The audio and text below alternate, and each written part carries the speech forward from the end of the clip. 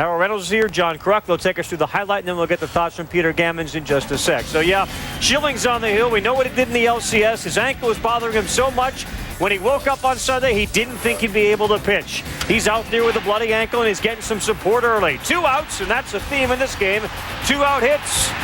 Jason Varitek delivers. Carl, they moved Varitek up in the order. Protect Ramirez and Ortiz. He came through with a big triple right there. He sure did. First triple in the World Series, and he got a little rip in the old pants for that one. He gave him some pants.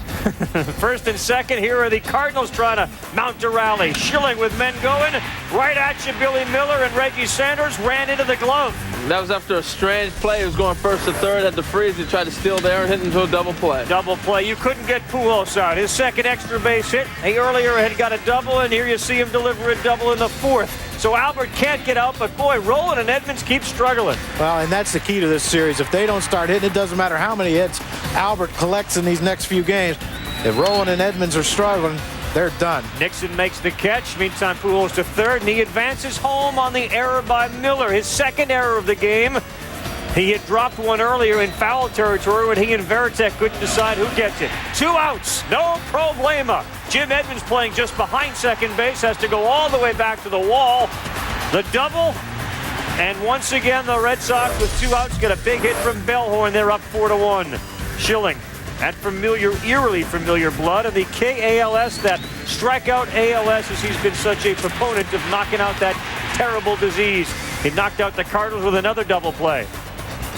And he limped off in the 5th. Little concern in the 6th inning more.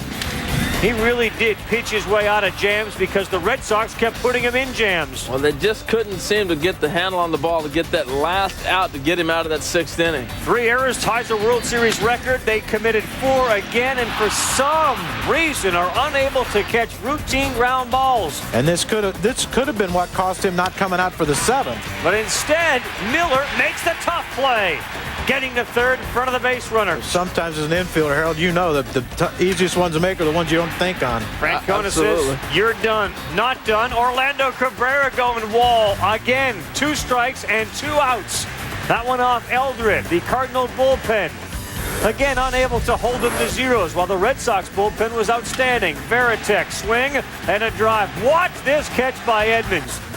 This team played 1 series here last year. They're not that familiar with this turf, and wow, basket catch at the wall. It was awful windy, Carl, and he stayed with that ball. There are some crazy fly balls in this game tonight. 8th inning once again. Francona goes to Folk, this time not with 1 out, but 2 outs, and he doesn't need 36 pitches in this one.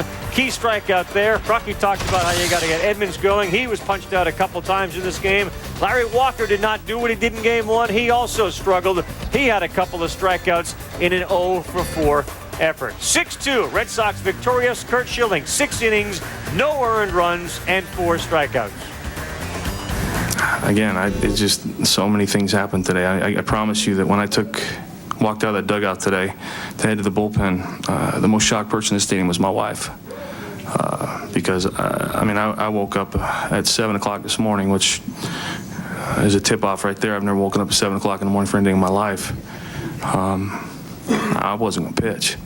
I couldn't walk. I couldn't move. I don't know what had happened, but I knew that when I woke up, there was a problem. I honest to God, did not think I was going to take the ball today. I didn't think I could. And then everything starts happening. You start looking around at your teammates and understanding what you've been through over the last 8 months, what it means to me, and I did what I did last time. I went to the Lord for help because I knew, again, I wasn't going to be able to do this myself. And thank God for Dr. Morgan and Chris Careni and Jimmy Rowe and Dr. Theodore. They made it work. I went out there and